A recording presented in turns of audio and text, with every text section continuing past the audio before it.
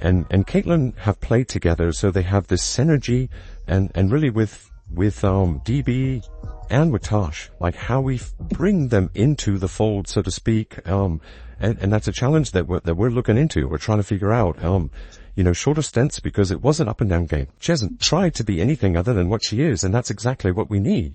She obviously spaces the floor for us. She makes tough buckets. Fever coach Stephanie White's decision to freeze out her star in the clutch didn't just raise eyebrows, it lit a match under the fan base. Let's talk about what really went wrong. You've got Caitlin Clark, the face of your franchise, the reigning Rookie of the Year, and the leading scorer of the night, absolutely cooking. She had 27 points, 11 assists, and was the floor general all game long. I'm proud of our fight, the toughness that we showed, our ability to stay together. Our bench was really engaged in every timeout and in every huddle. We were all engaged. Her shooting, on point. Her passing, surgical. Her leadership, unquestionable. Now let's contrast that with who took the final shot. Natasha Howard, who had just 6 points and was 3 for 9 on the night. That's not to disrespect Howard. She's a valuable veteran, a former All-Star, but in that moment, Clark was the weapon. She was the one demanding double teams. She was the one bending the defense. And yet, when it mattered most, the ball went to someone who hadn't found a rhythm all night. This wasn't a blowout. It wasn't garbage time. It was the final 10 seconds of a 1-point game. Every coach in the world knows you go with your best. Your hot hand, you're closer. And Clark wasn't just height, she was scorching. The numbers don't support the call, and the fans know it.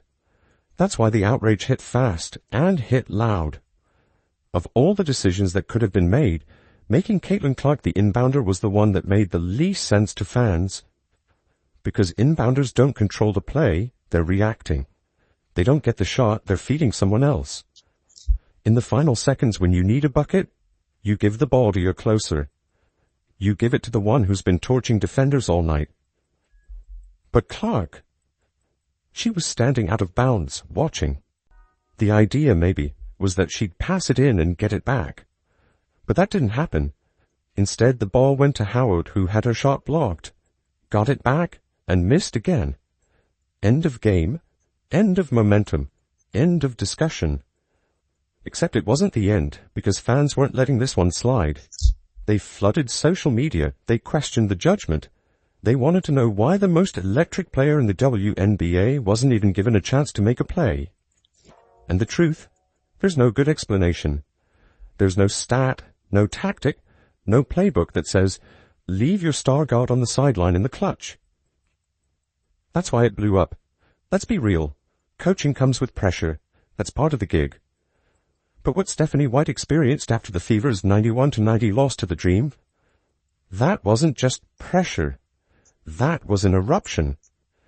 It started the second the final buzzer sounded. Fans flooded X, formerly Twitter, Instagram, Reddit, anywhere they could speak. And they weren't quiet. They weren't questioning. They were furious. One comment that captured the mood said it best. The worst shooter on the floor takes the final shot, while your star guard stands out of bounds. Fireable offense. Another one read, I'm not even mad we lost. I'm mad that the team was betrayed by its own coach. Let's not act like this was a standard tactical error. This wasn't a missed timeout. This wasn't a defensive misread. This was a full-blown snub of the best player on the court that night, Caitlin Clark. And the fans saw it as just that, a coach not trusting her star. The backlash only grew louder when high-profile voices joined in. Dave Portnoy's tweet, somebody explained to me why Caitlin Clark was inbounding. That's not just bad, it's insane. Whether you love or hate Portnoy, his reach is massive, and his take echoed the collective WNBA audience's rage. But this outrage is deeper than a single play. It's about a growing fear among Fever fans. BB was outstanding. She battled, for 36, almost 37 minutes, and BG and Bree Jones are two of the best bigs in our league. I thought she did an outstanding job, and we gotta learn and grow from it. That Stephanie White may not be ready to build around Clark the way she needs to. There's a disconnect between what fans see a generational superstar and what the coach is signaling in her play calling. And when that disconnect goes public like this, it creates tension not just in the fan base but in the locker room. Players talk, coaches talk, leadership gets questioned. If Clark isn't the go-to in crunch time, who is? And what message does that send to your young core? White now finds herself in a tough position, not just because fans are calling for answers, but because her credibility is now on trial. One bad decision can be forgiven. A pattern of sidelining your superstar, that becomes a legacy. It's time to say it plainly. Caitlin Clark isn't just a player on the Fever. She is the Fever. She's the reason ticket sales exploded. She's the reason national broadcasts are flocking to WNBA games. She's the reason analysts who hadn't watched women's basketball in years are now chiming in daily. Caitlin Clark is the league's biggest draw, and for Indiana, she's the heartbeat of this franchise. So how does your franchise player not take the final shot? That's the question that's burning through every Fever fan's mind right now. And it's not about ego. It's about roles. Clear, defined, championship-level roles. Because in elite sports, your star isn't just a scorer, they're the closer. They're the one you trust when the game is on the line. The one who can walk into a timeout huddle and say, "Give me the ball, I got this." And everyone nods. Clark has that energy, that aura, that ability. She's proven it at Iowa. She's already shown flashes of it in the WNBA. And yet, when it mattered most against Atlanta, she was turned into a bystander. That's more than just a tactical misstep. That's a failure of identity.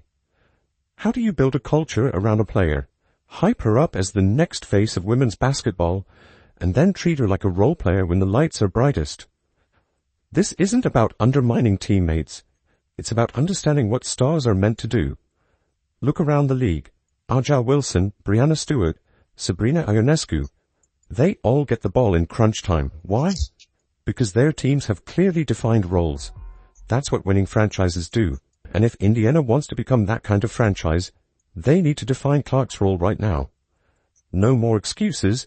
No more team-first play calls that hide the fact you've iced your best asset. Clark should be initiating that final possession every single time. Period. This game wasn't just a missed opportunity on the scoreboard, it was a missed opportunity to send a message. We trust our star. And unless that message is corrected quickly, the trust between the team and its fan base will start to break. Here's the truth no one inside the Fever organization can ignore anymore. This moment will define the rest of the season, not just because of the outcome, but because of the fallout. This is the kind of moment that sticks. That becomes a reference point. If the Fever lose another close one and Clark isn't featured in the final play again, Christy Sides got crucified last year in the media, and I don't want that for Stephanie White, but the way it's looking, man, that could strongly be a possibility if she don't do what's right by Kayla Clark and her attributes. To me, Kayla Clark is best when she got the ball in her hand, that she can facilitate the floor. Players get over, make cuts, do what they gotta do, bro. I just gotta keep it real. Expect the outrage to double. If they're winning games but still treating Clark like a decoy instead of a leader, it won't sit right with fans. And more importantly, it won't sit right with Clark. Because yes, she's a team player. Yes, she's humble. But don't get it twisted. Caitlin Clark is a killer competitor. She didn't come to the WNBA to be a glorified playmaker. She came to win. She came to lead.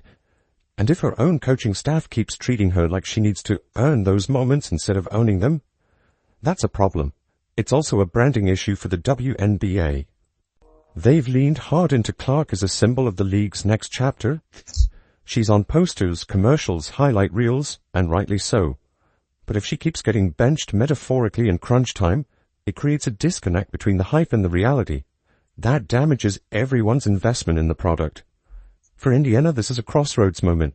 They can pretend it's just one play, or they can treat it like the wake-up call it is. They need to sit down, recalibrate, and come back with a new late-game identity. One where the final seconds are about precision, not panic. One where Caitlin Clark has the ball in her hands. Always, because if they don't fix this, they're not just losing games, they're losing trust. And in pro sports, once you lose that, You're not chasing titles. You're chasing relevance.